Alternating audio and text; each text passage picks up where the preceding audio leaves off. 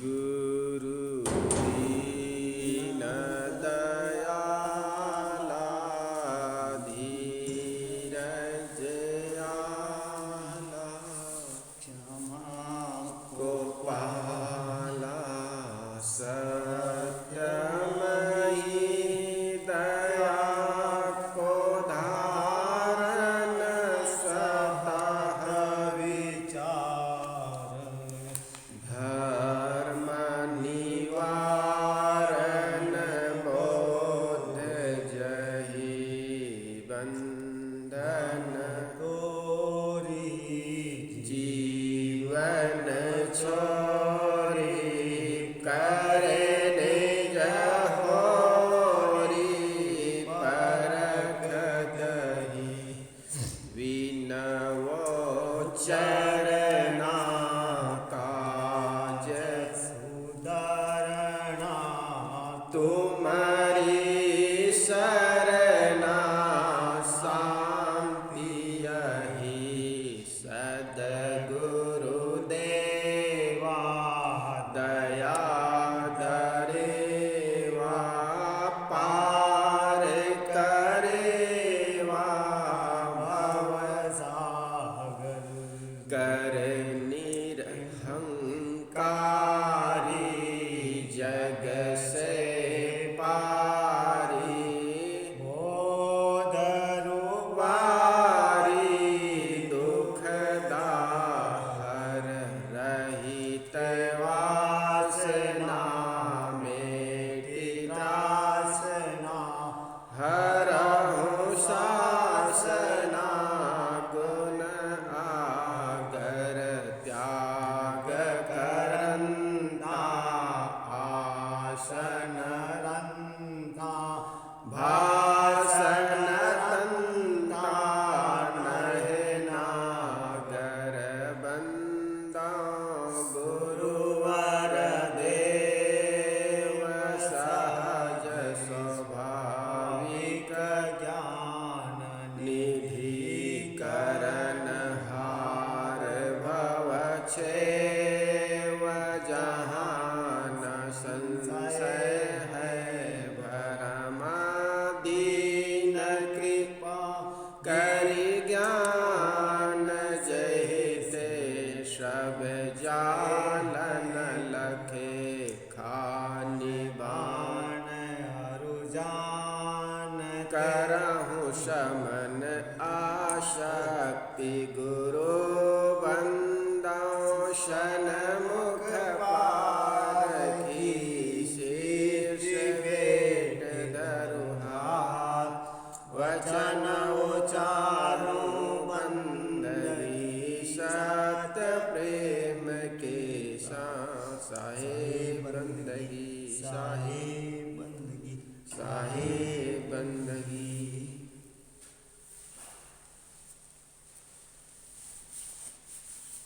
आज बीजक चिंतन प्रवचन माला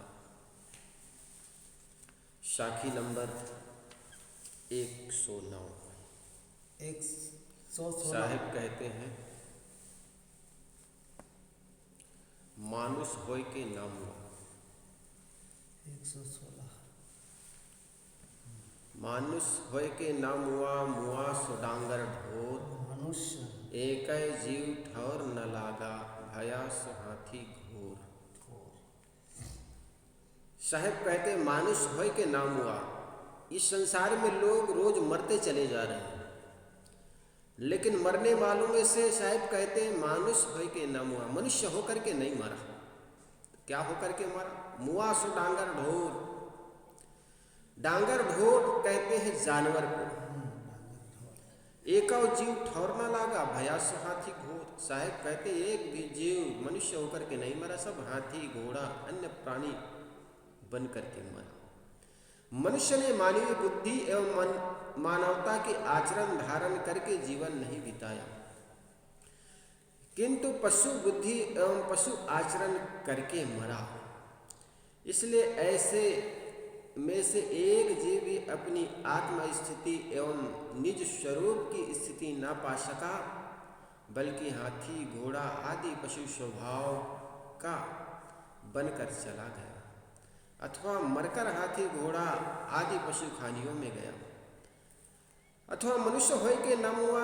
जो व्यक्ति मानवीय बुद्धि एवं मानवीय आचरण धारण किया वह मरा नहीं। मनुष्य होय के न हुआ, इसका दो अर्थ निकला साहब। जिन्होंने मनुष्य हुआ अर्थात मानवीय बुद्धि लेकर के मरा, अर्थात जिन्होंने समाज के लिए कुछ सृजन किया, समाज के लिए कुछ अच्छा काम किया, जिनके जीवन में ऐसा रहा कि मेरा तो मेरा है, तेरा तो तेरा है। ये सामान्य लोगों की बात होती है। लेकिन कुछ दुष्ट प्रवृत्ति के आदमी होते हैं जो मेरा तो मेरा है, वो तेरा भी मेरा। और कुछ उससे उच्च क्वालिटी के लोग होते हैं, तेरा तुझको अर्पण क्या लागत है मोर। ज्ञानी महापुरुष कहते हैं ना घर तेरा ना घर मेरा, चिड़िया रैन बसेरा। जिन्होंने सभी समाज के चीजों को या समाज अपने पास हुए चीजों को भी, जिनके मन में ऐसा हो गया कि क्या घर मेरा क्या घर तेरा, चिड़िया रैन बसेरा, उस आदमी ने अपनी स्वरूप स्थिति बना ली। और ऐसे मानवीय बुद्धि जिन्होंने स्वरूप स्थिति को प्राप्त कर लिया, उस आदमी मरा नहीं, फिर मर करके अमर हो गया। किसी ने पूछा मरने का क्या, अमर हो जाए ऐसे कुछ काम बताइए, ऐसे कुछ कर्म बताइए, ऐसे कुछ पूजा पुष्टा बताइए जिससे आदमी अमर हो जाए। उनको कहा गया कि जिस समाज में रहते हो, जिस देश में रहते हो, कुछ ऐसे काम कर जा कि उन देश के लोगों के दिलों में तुम अमर हो जाओ।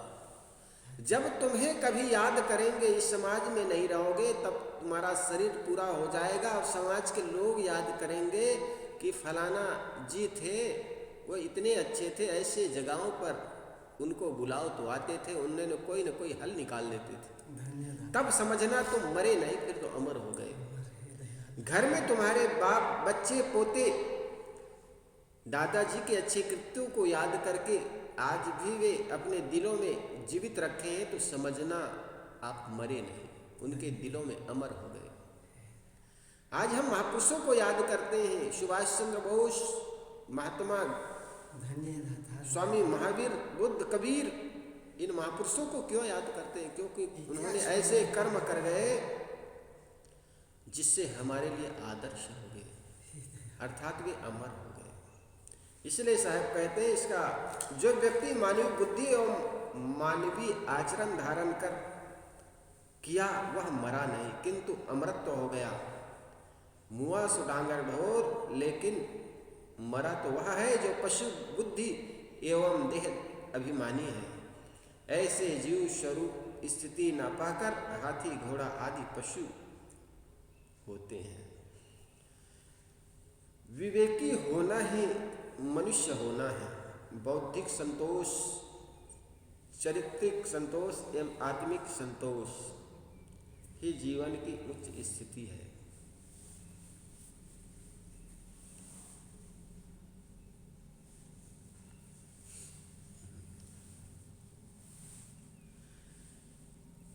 साहब कहते हैं, विवेक के पूर्ण उदय होने पर बौद्धिक संतोष होता है।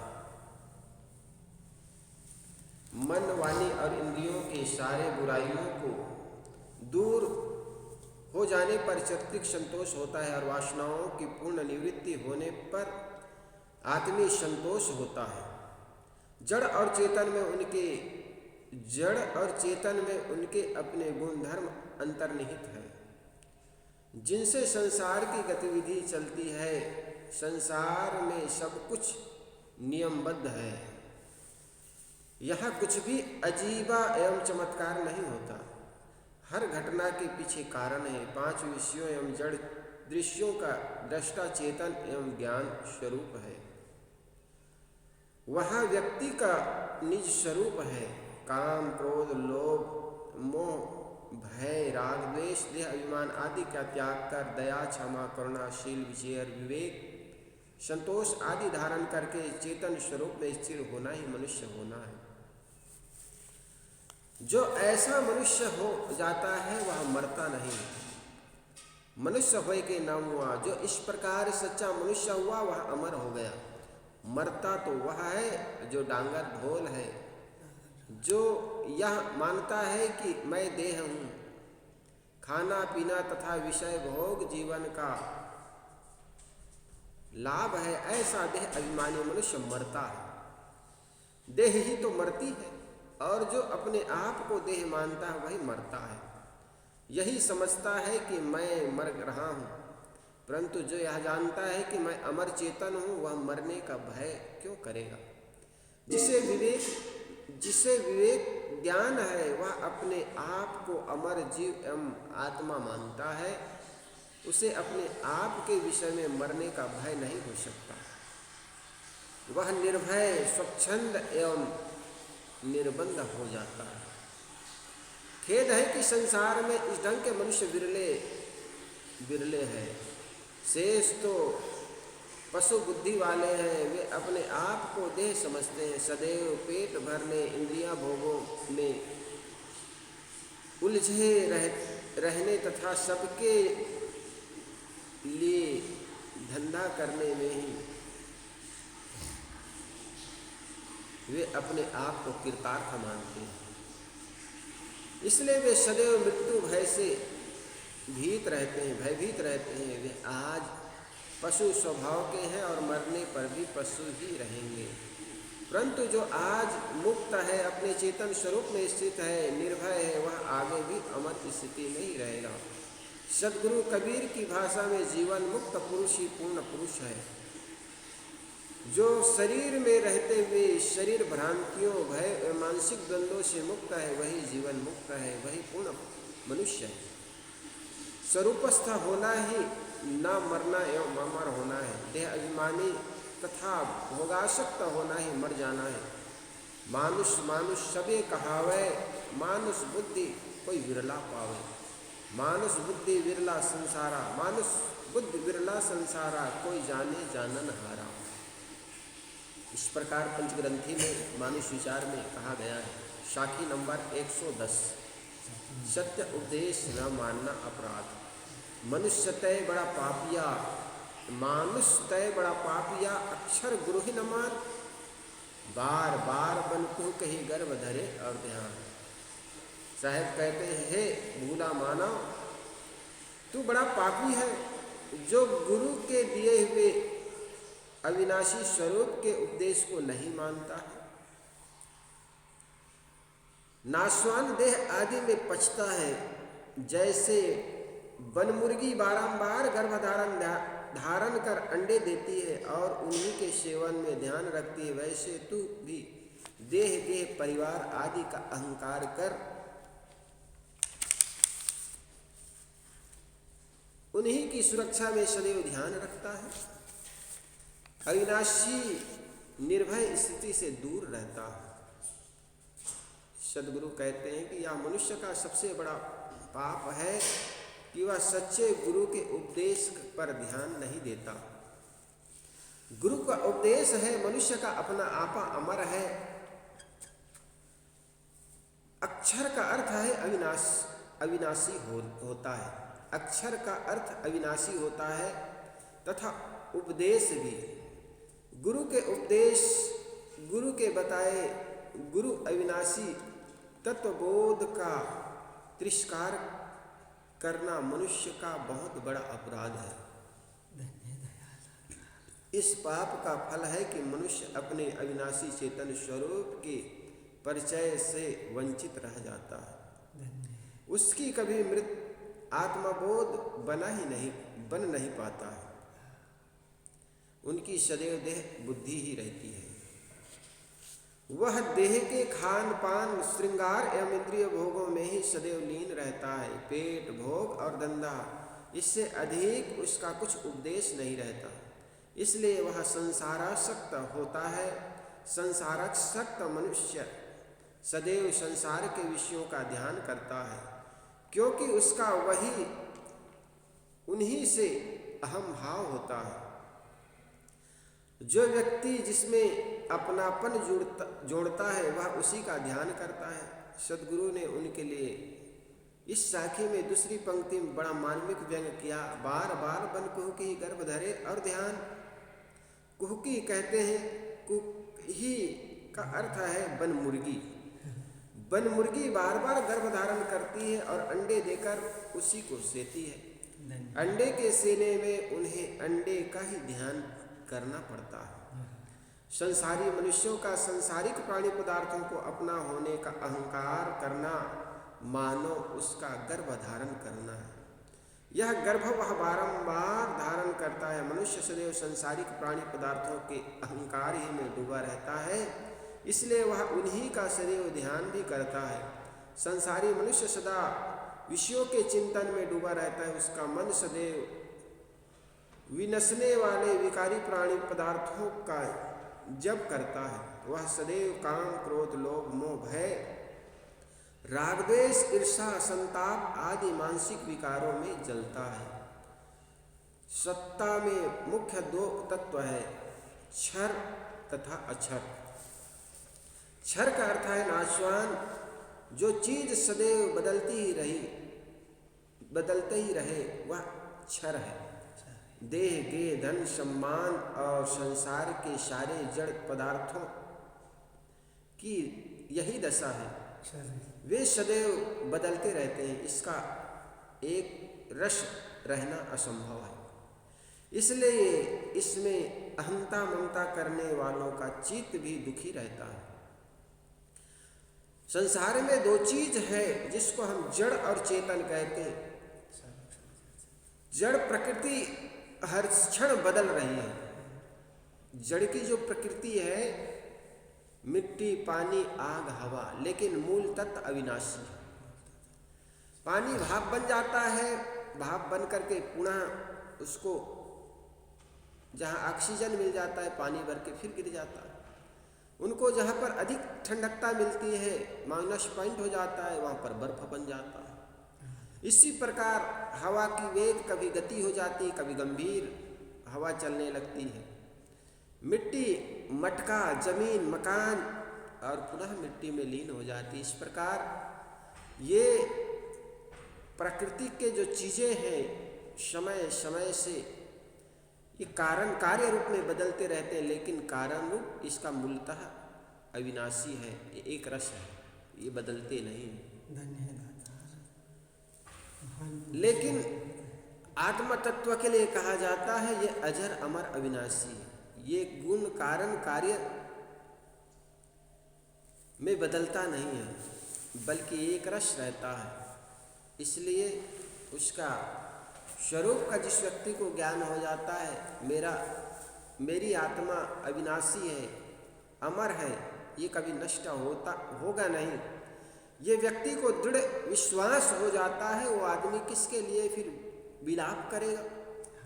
विलाप तो वो करे जो है, जिनको ऐसा लगता है मैं देह हूँ और देह को ही माय मान करके देह को ही सजाने और संवारने में लगा हुआ है। उसका शरीर तो हर क्षण बदल रहा, और जो क्षण हर क्षण बदल रहा है उस शरीर को रख करके भी हम रख नहीं सकते। और जिस देह हर क्षण बदल रहा है वो देह से मिलने वाला सुख भी बदलता रहेगा। इसलिए देह को से अपने मन को हटा करके अजर, अमर, अविनाशी का बोध जिस व्यक्ति को हो जाता है वह आदमी सदा के लिए बोध हो जाता है, अमर हो जाता है। साहब आगे कहते हैं अक्षर का अर्थ है जिसका अविनाशी एक रस, जिसका नाश न हो। वह व्यक्ति का अपना आपा है, अपना चेतन स्वरूप, अपनी आत्मा अविनाशी है। अपने आपा ही अनुपस्थिति का आभास कभी किसी को नहीं होता है, परंतु मनुष्य इस अविनाशी स्वरूप बोध से जीवन भर वंचित रहता है। इसलिए उनकी बुद्धि सदैव क्षर वस्तु में लगी रहती है। वह सदैव नाशवान विषयों का चिंतन करता है और भय से पूर्ण रहता है। आदमी बन मुर्गी बनकर सदैव अंडे बच्चे देता रहता है, वैसा ही उन्हीं के मोह में लिपटा हुआ सदैव पीड़ा पर पीड़ा भोगता रहता है। सद्गुरु अक्षर का बोध देते हैं। वे बताते हैं कि हे मनुष्य, तेरा वास्तविक स्वरूप अविनाशी है। तू अक्षर है, अक्षय है। तू अपने अक्षय स्वरूप का ज्ञान एवं स्मरण छोड़ करके क्षयशील नाशवान चीजों में क्यों रमता है? अतः विषयों का त्याग कर और अपने अविनाशी स्वरूप में स्थित हो। इस प्रकार सद्गुरु देव आगे बताते हैं, मानुष विचारा क्या करे, जाके कहे न खुले कपाट, स्वनहा चौक बैठाए के फिर एपन छाट। साहब कहते बेचारे विवेकवान सत्य उपदेश देकर क्या करे? विवेकवान पुरुष या गुरु सत्य उपदेश देकर के क्या करे? मानुष विचारा क्या करे? जाके कहने पर भी संसारियों का हृदय कपाट नहीं खुलता। सद्गुरु संत या सत्य उपदेशक क्या करे जब सत्य बात कहने के बावजूद संसारी लोगों के हृदय कपाट खुलता नहीं? जैसे किसी ने पूजा के समय वेदी पर कुत्ते को बैठा दिया हो और वह अपने स्वभावश बारंबार मंगलिक पदार्थों को चाट कर उसे अशुद्ध कर रहा हो, वैसे मनुष्य का लोलूप मन बारंबार विषयों में डूबकर गुरु के सत्य उपदेशों पर पानी फेरता रहता है। किसी व्यक्ति को कितने समझाओ लेकिन उनका मनमुखी है और संसार के प्रति उनका लगाव है, तो सत्य उपदेश कितनों भी करो उनको लगने वाला नहीं। जैसे एक कुत्ते को मंगलिक कार्य हो रहा है और सामने बांध दिया गया हो, मांगलिक चीजों को जब सामने रखोगे तो बार बार उनको चाट करके अपवित्र कर देता है। ठीक इसी प्रकार ज्ञान की बातें कितने कहो लेकिन संसार की आसक्ति जिस व्यक्ति को आसक्ति लग गई है वो बार बार संसारिकता की ओर ही दौड़ेगा। अब मानुष बेचारा क्या करे? वो संत, वो सद्गुरु, वो सत्य उपदेशक क्या करेगा? इस राखी के पूर्व में 110वीं साखी में मानुष शब्द संबोधन में कहकर लोगों को निर्देश किया गया है जो गुरु के अविनाशी तत्वबोध के उपदेश को नहीं समझते और नहीं मानते। परंतु इस साखी में मनुष्य शब्द का प्रयोग विवेकवान या गुरु संतों के लिए किया है। वह सत्य उपदेष्टा है।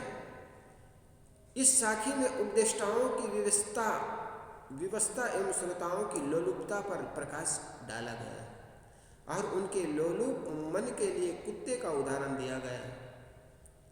कुत्ते की पूंछ, बार बार कोई व्यक्ति समझाता है फिर भी नहीं मानता ना, उसके लिए कहा जाता है कुत्ते की पूंछ है, मतलब समझता नहीं। कई बार समझाने के बावजूद नहीं समझता तो कुत्ते का पूंछ का उदाहरण दिया जाता है। क्योंकि कुत्ते का पूंछ को तुम वर्षों भी पाइप के में डाल के रखो और सोचो ये सिद्ध हो जाएगा, वो सिद्ध होने वाला नहीं। वही बात साहब कहते हैं, कुत्ता जैसे लोलुप प्राणी बार बार कहने के बावजूद मानता नहीं और उनके लुलुपता मन के लिए कुत्ते का उदाहरण दिया जाता है। गुरुजनों का काम है कि वे स्वयं आचरण से रहे तथा दूसरों को अपने वचनों से उस तरफ प्रेरित करे। जब एक दुष्ट व्यक्ति अपनी दुष्टता नहीं त्याग पाता, बार बार कहने पर भी अपनी गलत आदतें त्याग नहीं पाती, तो एक सज्जन को भी चाहिए कि अपने वो सद उपदेश देना ना छोड़े। जिस प्रकार एक संत था, वो नदी में स्नान करने गए हुए थे। संत नदी में स्नान करने गए हुए थे। स्नान करते हुए उन्होंने देखा नदी में एक बिच्छू बही जा रही है। संत ने दयावश उस बिच्छू को अपनी अंजलि में ऐसे उठाए। अंजलि में उठाए तो बिच्छू अपने स्वभावगत उनकी हथेली में डंक मार दी। हथेली को डंक मार दी तो हथेली से बिच्छू फिर छूट गई। बिच्छू को फिर उठाते हुए उन्होंने प्रयास किया, फिर डंक मार दी, फिर छूट गई। फिर संत ने उठाया, ऐसे ऐसे करके 2-3 बार करते करते फिर भी बिच्छू को बचा नहीं पाए। नदी के तट पर एक सज्जन खड़े हुए थे। उन्होंने देख करके संत के इस कृत्य को देख करके हंसने लगा, कहने लगा, संत भगवान आप ये क्या कर रहे हैं? ये बिच्छू अपने स्वभाव को छोड़ेगा नहीं, तुम उस पर दया करते चले जा रहे हो।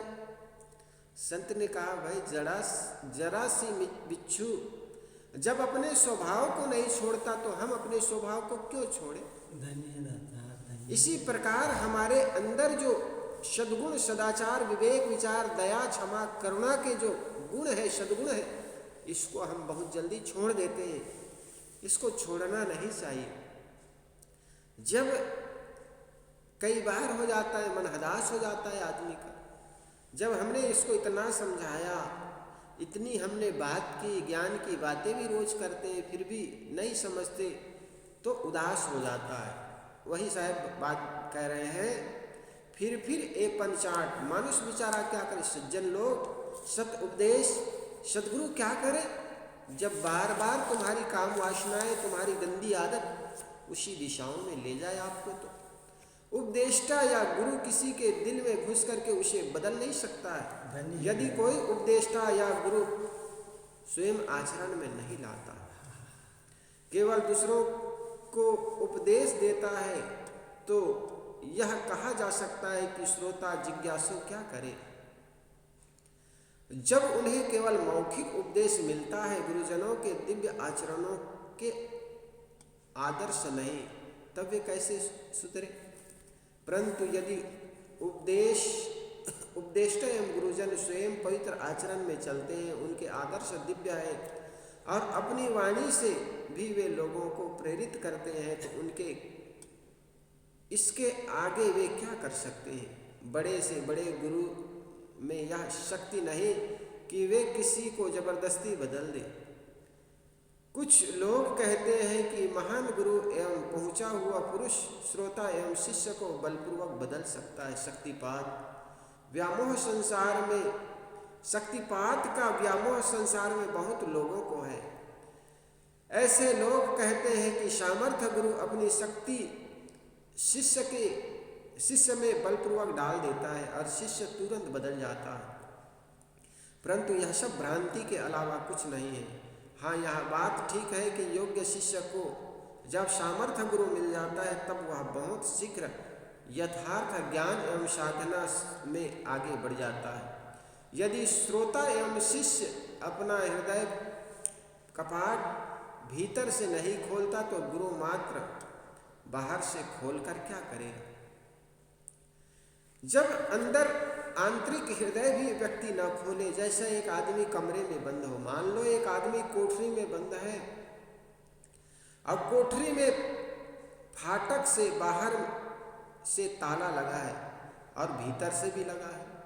बाहर रहे हुए आदमी ने बाहर का ताला खोल दिया, संकल भी हटा दिया, अब फाटक नहीं तभी खुलेगा जब भीतर का बंद आदमी भीतर से ताला खोलेगा, संकल हटा देगा। बाहर का आदमी भीतर से कैसे खोल सकता है। इसी प्रकार गुरुजन स्वयं पवित्र आचरण में चलकर दूसरे को उपदेश दे, बस उनका यही कर्तव्य है। उनके आगे श्रोता एवं शिष्य का काम है कि वह अंदर की मालिक को मन से निर्वेद करके मिटाए, मलिनता को। अंदर की जो मलिनता है, अंदर के जो विकार है, अंदर के जो आचरण है, अंदर के जो स्वभाव है सुधरने की, अब मुझे सुधरना है, संकल्प न ले, तब तक वो सुधर कैसे पाएगा। यदि आदमी कुत्ते की तरह लोलुप है, तो वह आध्यात्मिक साधना में कोई प्रगति नहीं कर सकता। जैसे मनुष्य के समान कुत्ते लोलुप नहीं होते, उसके सामने रोटी, भात, दाल, सब्जी, चटनी आदि रख दीजिए तो वे रोटी भात खा सकते हैं। उसका मन हुआ तो थोड़ी दाल भी खा सकते हैं, परंतु सब्जी चटनी नहीं खाएंगे। सब्जी में यदि मसाला है तो वे छुएंगे भी नहीं। कुत्ते केवल कार्तिक के महीने में कामंदा होता है और विवेकहीन आदमी को 12 महीने कामंदा होता है। इस साखी में स्वनहा एप चटाए का उदाहरण केवल एक अंश में है। कुत्ते आदि पशुओं एवं मानवंतर देहधारियों में जितने संयम है, सब उनके स्वभावश है। पशु जो होता है वे अपने स्वभाव में जीता है। पशु के सामने उनके अखाने योग्य पदार्थ डाल दो, वे खाएगा नहीं। जैसा एक गाय के सामने तुम मांस डाल दो, गाय मर जाएगी लेकिन मांस कभी नहीं खाएगी। एक शेर के सामने तुम घास डाल दो, शेर मर जाएगा लेकिन कभी खाएगा नहीं। लेकिन आदमी मांस और घास दोनों को चट कर जाता है। और इतना ही नहीं, तुम उनको समझाओ तो तुम्हारी खोपड़ी भी खा जाएगी। इसी को साहब कहते हैं, कुत्ते आदि पशुओं एवं मानवेतर देहधारियों में जितने संयम हैं सब उनके स्वभाववश है। वह अब इसकी लोलुपता है, और जितनी लोलुपता है वह भी स्वभाववश है। वेदी में बैठे हुए कुत्ते के मांगलिक पदार्थों को बारंबार चाट लेने के समान यदि हम विषयों में लोलुप होकर सदैव उन्हीं में लीन रहते हैं तो सत्य उपदेश का क्या प्रभाव होगा। मनुष्य गुरु के उपदेश को नहीं धारण कर पाता। केवल एक ही बात है, विषयाशक्ति, गलत आदतें। विषयाशक्ति एवं काम, क्रोध, लोभ, मोह, राग, द्वेष छोड़ना ही तो गुरु के उपदेश को मानना तथा उनका आचरण करना है। इसलिए केवल ज्ञान की हजार बातें करने से कुछ नहीं हो सकता। जब तक हम विषयों की आसक्ति छोड़कर गलत आदतों से मुक्त नहीं होते, तब तक हमारे सारे ज्ञान केवल भूसी परोसना है। तो सद्गुरु कहते हैं कि जीवन में अगर मनुष्यता ना आ पाए, गुरु के बताए हुए आदर्शों पर न चल पाए, तो हमारे मनुष्य होए के नाम हुआ। मनुष्य होकर के नहीं मर पाए, बल्कि डांगर ढोर की तरह मर गए। दूसरा अर्थ साहब ने बताया, मानुष होए के नाम हुआ। जो मनुष्य गुण को धारण करके मरा, वो मर नहीं पाया। मरा सा डांगर ढोर, जो मरा तो वह व्यक्ति जो डांगर ढोर की तरह अपने जीवन को जिया। किसी ने सुंदर कहा, प्रकृति में जो जीता है उसे पशु कहते हैं, संस्कृति में जो जीता है उसे इंसान कहते हैं, और विकृति में जो जिए उसे शैतान कहते हैं। अपने जीवन संगत में जीते हैं। संगत देख देख के सीखता है। मनुष्य जो है देख के सीखता है, इसलिए संस्कृति में जीता है। मनुष्यों में संगत का प्रभाव पड़ता है। कुत्ते में उपदेशों का प्रभाव नहीं पड़ता, चाहे जो जितने समझाओ, क्योंकि उनका स्वभाव जो है वो कभी सुधरता नहीं। तो साहब की कुछ साखियों के माध्यम से बीजक चिंतन प्रवचन वाला। वंदनीय गुरुदेव तुमको, वंदनीय गुरुदेव। काल जाल के फंदा भाई, काल जाल के फंदा भाई, परख लखायो बेव तुमको, वंदनीय गुरुदेव।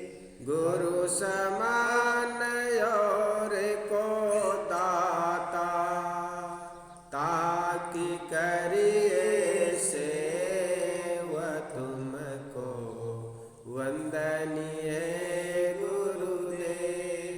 वेद शास्त्र सब खोजत हारे, वेद शास्त्र सब खोजत हारे, मर्म न जानत केव तुमको, वंदनीय गुरुदेव।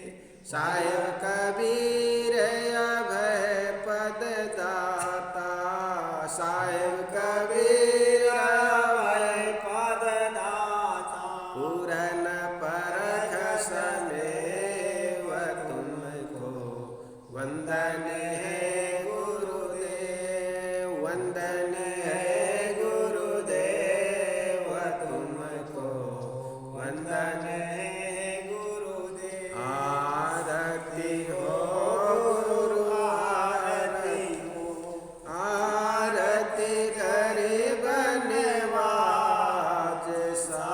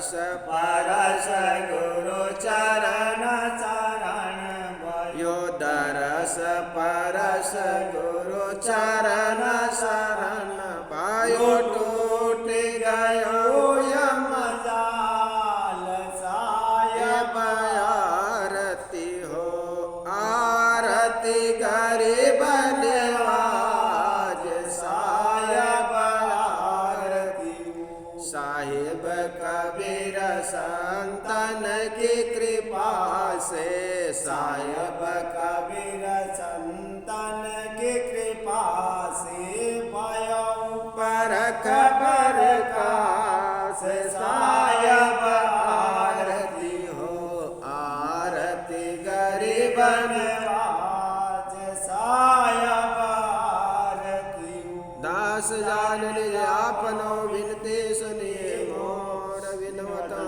कर जोर के गुरु शरणागति काम क्रोध मद लोभ में नित में रहूं गुलान दीन दास प्रभु जान के लिए बंदी मम दृष्टि महामलिन खान वान के भी दया करे गुरु बोधिए मैं हूँ अधम अतनी काल जाल वो वेर में पर्यान मटकवार शरण आए के लाज साहेब लीजे वार मम जन क्रम साधु से टूटे नाम मने बंदी छोरिया दीजिए वरदान सदा अच्छे साहेब के दरबार में कमी काऊ की नाई बंदा मोह पावे नहीं चूक चाकरी ना गुरु अधिकम तत्वम ना गुरु अधिकम तपा गुरु ज्ञानात् परम नास्ति तस्मै सद्गुरुवे नमः ध्यान मूलम गुरुर्मूर्ति पूजा मूलम गुरु पदम मंत्र मूलम गुरु वाक्यम मोक्ष मूलम गुरु